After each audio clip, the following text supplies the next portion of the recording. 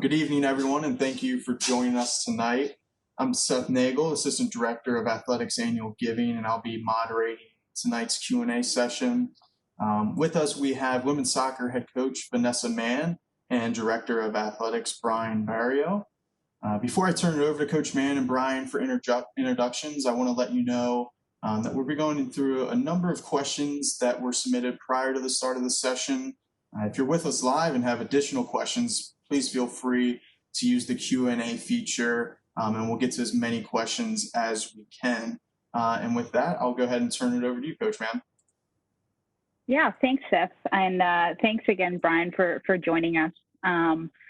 You know what, it's the first thing I just wanted to say to kind of everyone out there is I hope everyone's staying safe and healthy, especially during these times, really unprecedented times. So just make sure you're taking care of yourselves, wearing the mask, and just make sure you're taking the proper precautions. And hi, good evening, everybody. I haven't had a chance to meet very many of our soccer alums in person. It's been an interesting first 6 months for me as the athletic director here. I've done a lot more of this than I have face-to-face stuff, which I enjoy more, but very excited to get to know this group. Vanessa, I haven't had a chance to see her work on the field yet, but I know that everything she does behind the scenes is top notch, and really have enjoyed working with her, and I'm looking forward to grabbing some championships with her over the next few years. Great. Well, thank you both. We'll dive right in. As I mentioned, we have some questions that were submitted prior to this evening's town hall. So, Coach Mann, in the light of the fall season being postponed, how do you now shift the mindset of the team, and what are your plans? Yeah, I'm not going to sugarcoat it. The student athletes, as well as myself and the rest of the staff, we were disappointed when we heard the news, but you know what I can honestly say is that the right decision was made for the health and safety of our student athletes. And I believe as of right now, kind of all scenarios are on the table for what the future might look like, whether we're having a season in the spring, what that looks like. So all I know is that I'm not sitting at those tables, but I know the people that are sitting at those tables are making the right decisions in light of these recent events. And all the messaging has been to our student athletes is let's just control what we can control, which is taking advantage of this time, whether it's with our family and friends, making sure that academically we're staying on the right path. And I can talk about that a little bit later as well. And when we can, getting outside and maybe it's just doing some body weight exercises. We've been meeting with our student athletes and just making sure that emotionally and mentally they're in a good place. Yeah, and I would say globally, just from the department standpoint, there's not many things that are capable of derailing college athletics as a whole. And, college athletics has gone through world wars and, earthquakes and hurricanes and every kind of disaster you could have. And none of those things have. And I think it gives you a sense of the gravity of what we're dealing with. And also I think the really important, I hate to take moral lessons away from things, but I think it's better than nothing. And I would say, our student athletes and our coaches and myself have all learned that there's things that are bigger than sports. And, it's in the long term, as painful as it is, it's gonna add perspective and make us all stronger. In the short term, it's just really, I feel for these young women and the young men and women on all our other teams. It's taking something away from them that's just at the core of who they are. And we were focused over the summer on trying to come up with every way possible to give them that opportunity to get back on the field. And the reality is there just wasn't a way to do it that we could guarantee would be safe. And these are young students at heart. These aren't professional athletes. They're not getting paid. They're not making decisions as 25 or 30-year-old adults. These are people who look to us for guidance and for care. And it wouldn't have been the right thing to do to put athletes on the field this year. And frankly, I don't think we ever would have gotten the chance, even if we had pushed forward. I think the ball's rolling in that direction, nationally, right or wrong. And so we're just going to do everything we can to use this time to get better and be ready when we get the chance to get back on the field. So my biggest message is just we all sympathize so much with these student athletes. It's an unbelievably challenging situation, and they've handled it very well. Thank you both for sharing that. Now, Coach, you had mentioned some body weight exercises and regular calls with your student athletes. What has the team been up to? Yeah, I mean, most recently, so we kind of transitioned to online learning, whether that was academically or athletic, kind of mid-March.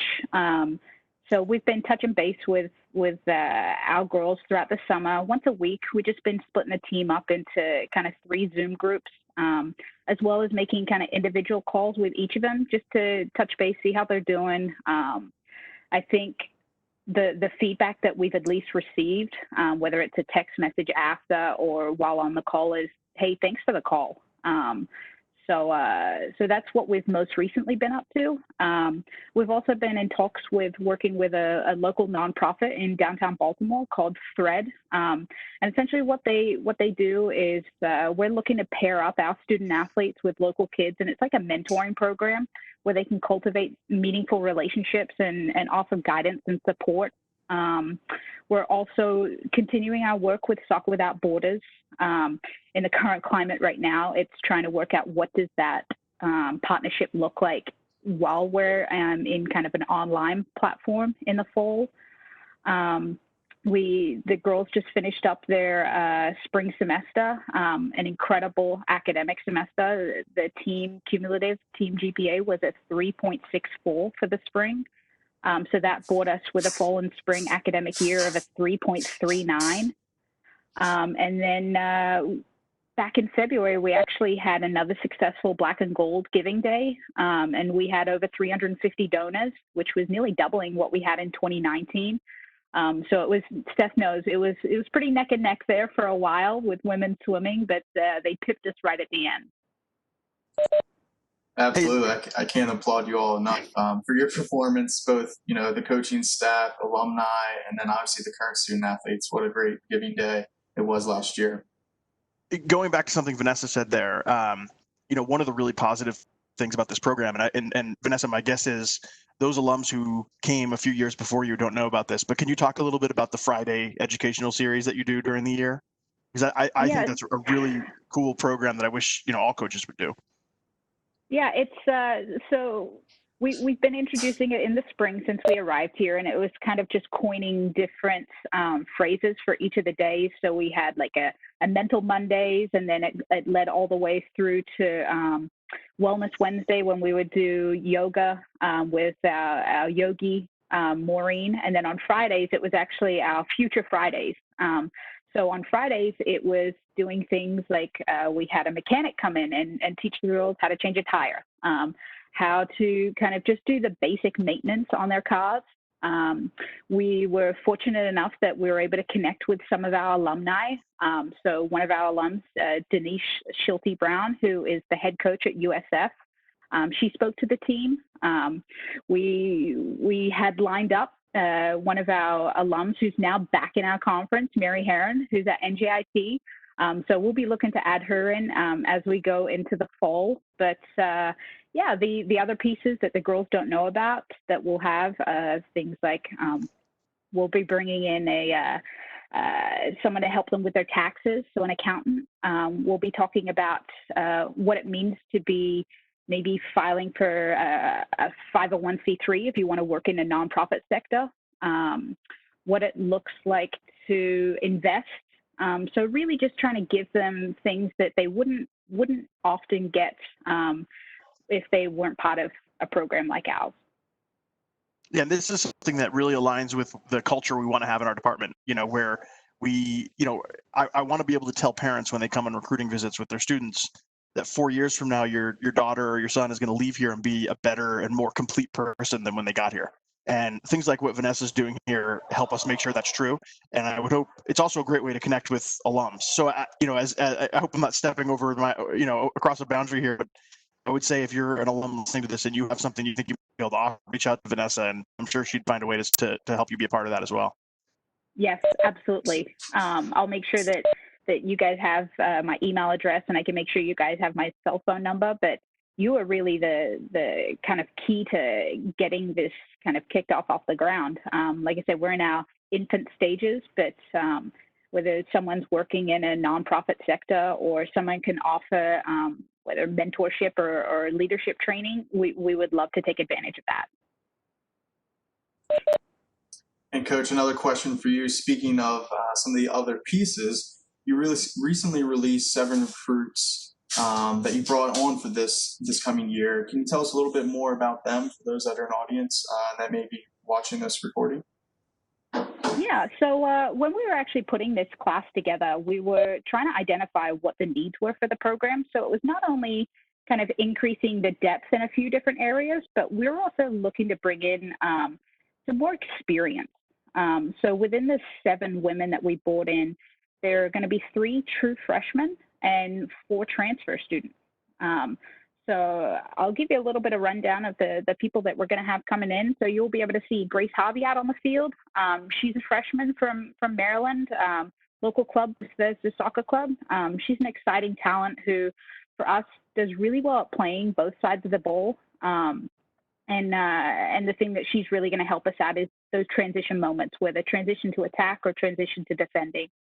We'll have Megan Mackay, who's coming in, a freshman from Toronto, Canada. Plays as like a central forward. So for us, she'll bring us that kind of presence in strength and height, and a real kind of tactical savviness that'll evolve us up there. We're also bringing in Alicia Hiss. So she'll be a freshman for us from Stockholm, Sweden. She's like a central midfield crafty player, really good at like solving problems under pressure, does a really good job as well at playing both sides of the ball. And then the first of like our 4 transfers we have coming in, Natalie Pantalon. So she'll be a junior transfer for us. She's coming from Drexel.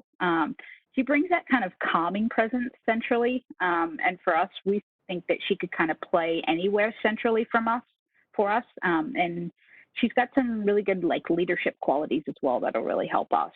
Then you've also got Morgan Reese, who will also be a junior transfer for us from Drexel. She'll aid us in not only bringing kind of that, I would say, like veteran presence up front, but in and around the 18-yard box, I feel bad for anyone else we're going to play against. And then we've got Haley Siebolt. So she'll be a sophomore transfer. She's coming in from Wisconsin, local Maryland kid. She'll aid us in bringing in, looking at that kind of like Power 5 training and playing mentality, with her team winning the Big Ten last year. And her strengths, we feel, that kind of solving problems centrally and aiding and connecting the lines at a really high success rate. And then the final one that we added to our class was Alyssa Palmucci. So she's going to be a sophomore transfer for us from East Carolina. She's going to be able to bring the ability to evolve us in wide areas athletically. Her ability to create goal scoring opportunities for not only herself, but her teammates. They really showed in her freshman year. So we're really excited to add her in. Great. And while we're in that realm, Coach, do you want to share a little bit of where you are with your recruiting efforts for the 2021 and 2022 seasons? Yeah, we've spent a lot of time, especially when you start to look at the women's side and then the women's soccer side of recruiting. It starts very young. So we've spent a lot of time over the last 2.5 years in identifying players that not only will fit us in like the athletic profile we're looking for, but also the academic and social profile. So in these 2 classes, we're not only looking to increase a little bit of depth in there, but really kind of looking for some people to kind of step up and hit the ground running from the get-go. And really for us is like that right fit. It has taken us a long time, and it'll continue to take us a long time in cultivating the relationships with them and their family members to make sure that when the time's right for them to commit, that they are coming in 100% wholeheartedly, knowing that this is the right place for them. And I'd be remiss if I didn't mention not only our assistant coaches, but our current student athletes are huge when it comes to our recruiting efforts. And I think that really comes from, I've mentioned to them and echoed how important their role is in the people that they really want to represent them when they become alums of the program. So their interviewing process of those young women and their families has been really cool to see. And speaking of alums, Coach, for those that are on the call now and those that may watch later, what do you see as your expectations for alumni engagement as you move into your third season as UMBC women's soccer head coach? And then Brian, if there may be anything you want to add after Coach has a chance. Yeah, no, that's a great question. For us, it's continuing to increase the alumni engagement. Where that's a never-ending process for us. And that's things like our alumni weekend. How can we maximize that? And it's the networking event that we have our alumni paired up with our current student athletes. It's making sure we can offer that brunch and the alumni game during that weekend. So for us, it's we're really trying to cultivate that giving and that understanding with our current student athletes so that they understand the environment we're looking for them to have when they themselves become alums. So yeah, it's an ever-evolving process, and I know Brian has some great ideas that I've been picking his brain about. So yeah, I mean, Brian, if you wanted to share a couple of those ideas with the group. Yeah, I think, the big thing for programs at our level is that for us to be successful in any kind of sustained way, we have to create a cycle, a kind of a circle of success. We need to recruit high level, great fits for our program and for our school. And then we got to develop them the right way, make sure they have an experience where they feel like they enjoyed being part of UMBC's soccer program so that they leave and they're happy alums who still feel like they're part of our program later in life. And they're willing to support and help and come back and do all the things that we talked about. If we do that, we'll be able to build. But we have to make sure that we're in all three facets. That we're an attractive place for recruits, that we're a great place to play soccer, and that we treat our alums the right way so that they feel like part of the family for life. And so we're trying to work on all three aspects of that. And this obviously is the third today. But it's really critically important to us. And you heard Vanessa talk about the opportunities for alums, and she mentioned several alums who've come back and helped with her program off the field. That stuff's very important to us. Having alums participate in Giving Day is very important to us. Having alums come back when we have either a homecoming event or when we have we recognize a certain team or whatever we might do. Those things are all critically important, not just because we want to create that family atmosphere, and we do, but also because it drives the success of our program. So, we're going to be as creative as we can, and we got to be extra creative right now because we can't be in person. But we want all of you to feel like, you're still part of this program, regardless of whether your coach is gone, whether, 3 coaches from now, and I hope, Vanessa, I hope that's 60 years from now, but 3 coaches from now, I hope you still feel like you're. And, it's really important that everybody feels like they're a retriever for life. And, we've got to build that culture. And so all of these things are going to help us along that way. But it's really important to me that we do events like this, and you feel like you have access to Vanessa, to myself. We'll introduce you a little bit more to Seth. But I want you to feel like you have access to us, and whether it's you're an employer and you're looking for interns and you want to contact us because we have plenty of qualified interns, whether it's because you want to pitch in some way, like we talked about with those Friday sessions that Vanessa's doing, or whether it's you just want to come back and watch a soccer game with your family. We want to make sure we can accommodate all of those things for the rest of your life. So we'll keep working on it. Thank you. And Coach, you touched very briefly on the alumni game. A question came in. Will the alumni game in the spring be brought back? Yeah, absolutely. I mean, that's something that we've been in talks with, and it's coupling that alumni game in with that whole weekend. We really want to make it an event that's on your calendar every year, that you're not only coming back, but you're bringing your family and your friends too. So if we can couple that and finding the right date that fits with a networking event and brunch, or maybe it's dinner and a cocktail hour, however we can do that, we're definitely open to that. Great. Moving on to the next question here. Is it possible to have a women's soccer apparel store for alumni where a percentage of the money goes to the team? Could the store be active year-round or at least for the duration of the season? Vanessa, you want me to field that one? Yeah, absolutely. I think it's a great idea, and it's something that I've thought a lot about. Being able to have a really nimble online apparel presence. So if the women's soccer team wins the conference championship, the next day we have conference championship T-shirts available for you, and things like that. We'd like to get there. It is a little bit more challenging than it seems because of licensing issues and who has the rights to sell online. So we do have to work in tandem with the bookstore. We can't just go off and do that on our own. But the bookstore is very open to working with us, and I think we could put some stuff like that together for sure. And it's a great idea, and I'd love to be able to offer more team-specific or program-specific gear. Usually, the challenge with that is, and historically, the challenge has been you have to bear the upfront cost of printing everything, and then it's out of style by the time you sell it all. Now it's possible to be a little bit more custom. At a reasonable price point and in a way that makes sense for you and also for us, and we could actually raise some money for the program. So we'll certainly look at ways to do that. Great. And Coach, what are you and your staff doing to grow the presence in the local soccer communities in the area to allow for UMBC to become a target school for some of the young girls and athletes? That's a great question. And that was actually one of the things that I tasked in that first kind of 6 to 9 months as soon as I got here.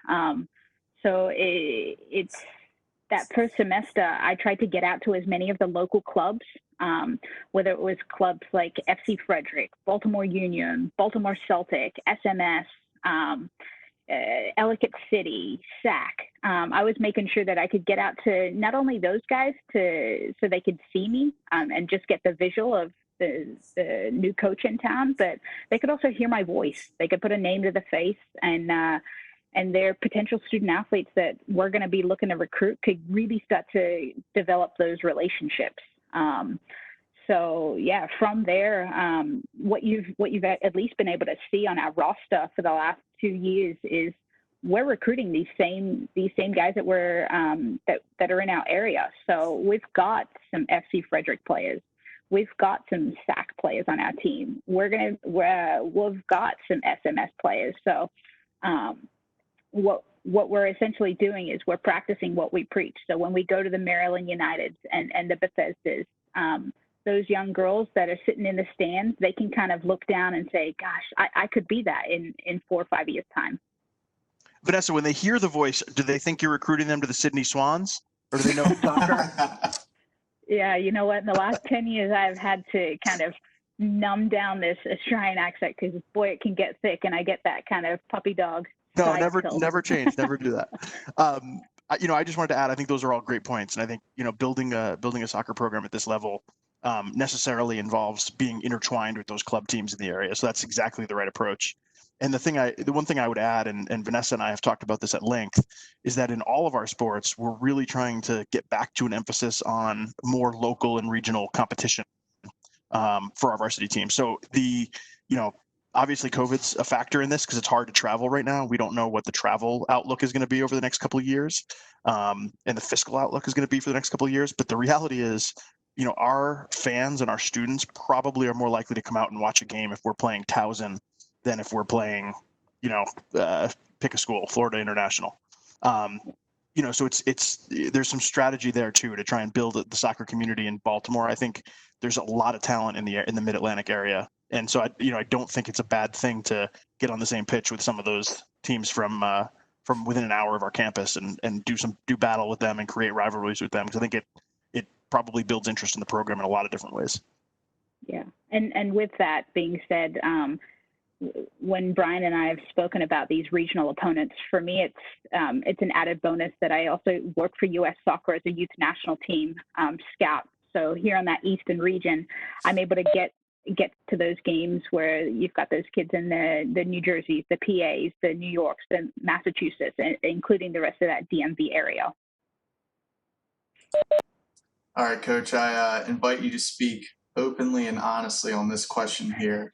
What was your initial reaction to Brian Barrio's appointment as the Director of Athletics at UMBC? This was my question.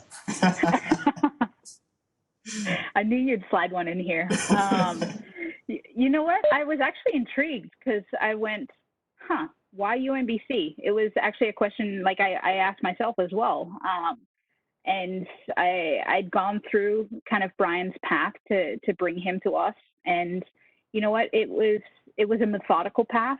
It was a path that looked like he was making those right steps to kind of bring him to a place that that could offer not only high quality academics, but high quality athletics. And what a great environment here being in the Baltimore area as well. So yeah, once I'd kind of gone and done my research there, I was actually able to find that Brian and our paths have slightly crossed with him working at my alma mater at Nevada. So what I did was actually I reached out to their current head coach that's out there, and I said, "All right, give me the dirt. What are we walking into?"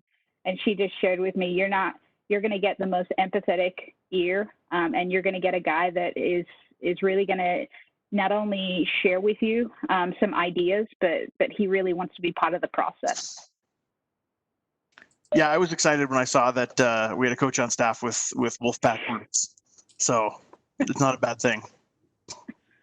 Good stuff. It looks like we just have one more question here. I know you kind of touched on this a little bit, Coach, but as we look forward to the 2021 season, what are the goals and expectations that each of you, I guess both Vanessa and Brian, have for the program athletically, academically, and socially?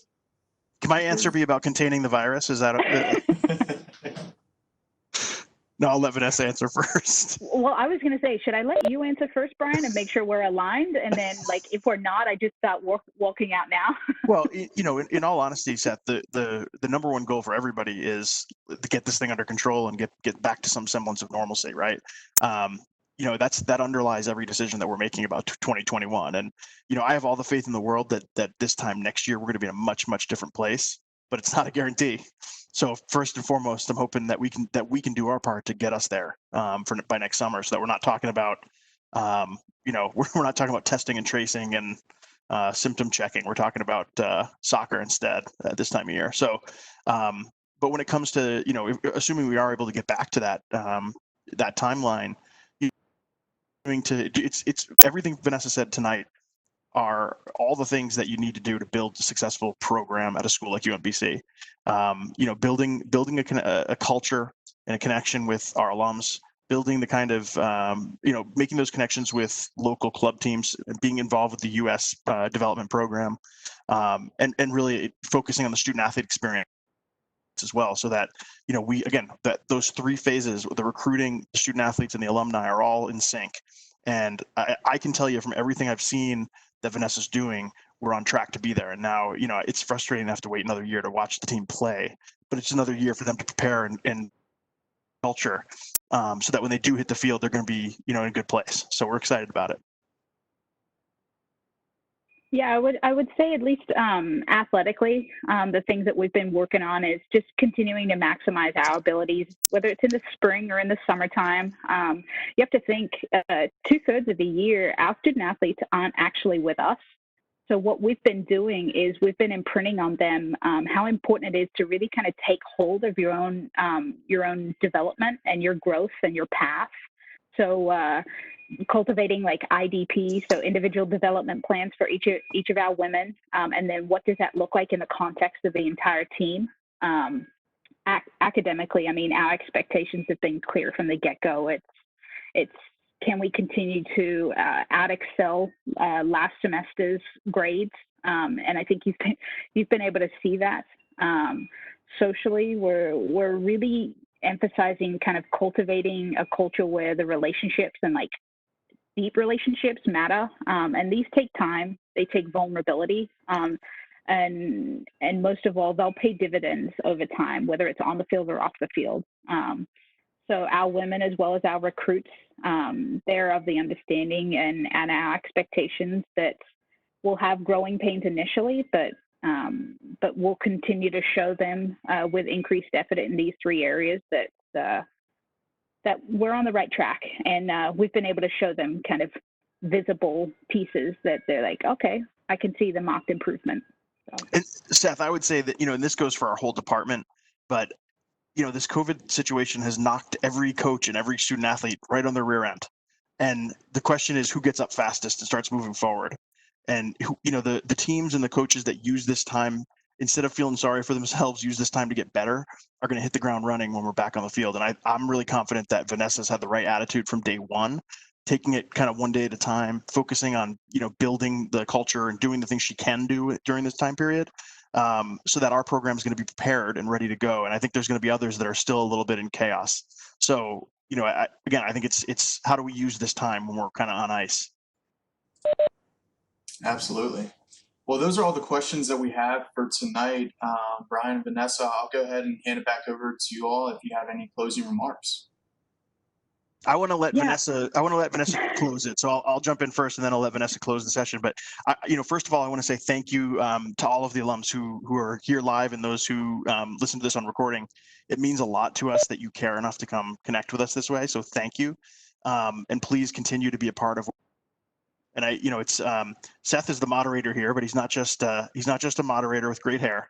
He's also the he does have great hair though, but he's also our chief development officer in the athletic department. So he's somebody that we definitely want you guys to know as you get connected as alumni. When we work on Giving Day, when we work on other advancement events, or just events where we want to bring you back to campus or you want to come back to campus, Seth's your point person, aside from Vanessa. So please get to know him and understand that we need you if we're going to be successful down the road. And one of the things Seth and I are working on, and you'll hear more about in the near future, is a department-wide official letter winners club. And we'll have an official rollout at some point in the near future. But the idea is that everybody who's played soccer sport at UMBC is part of that club, and it's an exclusive club, and it's a club that will take. We'll make sure to invite you back to campus, keep you abreast of what's going on campus and on our programs, and just something we really want to honor. And keep in touch with those who've played for us in the past. So you'll hear more about that in the near future, and I hope all of you will take part in that. So again, thank you, and I'll turn it over to Vanessa to close it out. Yeah, I just wanted to say thank you again for allowing us to kind of spend this 35 minutes with each of you. I know some of you weren't able to be here, but just taking the time shows that you're invested in the program and you want to see it succeed. Some things that you'll be able to see when you come out to our first game, the new stands that are in, they're functional, they're working, and they look great. And the new entranceway into Retriever Soccer Park. So I know that you're looking for things, tangible things. So that'll be the first thing you get to see when you come into Retriever Soccer Park now. The grass looks great. Yeah. But yeah, again, thank you. Thank you for coming along this journey with us. And as Brian said, no matter who sits in this chair and who gets to serve as the head coach of this program, we want you to be proud of it, and we want you to continue to come back year after year and really get to know the really incredible women that we have part of our program. Yeah, and understand that when we do raise that championship, which we will, that those of you, whether you played for 3 coaches ago or whether you played for us last year, you're part of that too, and it's your celebration as well. So we want you to be along for the ride for the next few years. Well, Vanessa, Brian, thank you both, and thank you again for everyone that's joining us tonight. A recording of this town hall will be available if you'd like to watch it or share it with anybody that was unable to join us live this evening. We'll send out the link via email, and please feel free to reach out to any of us with any additional questions or comments. We hope to see you all soon. Please stay safe and healthy, and have a great rest of your week.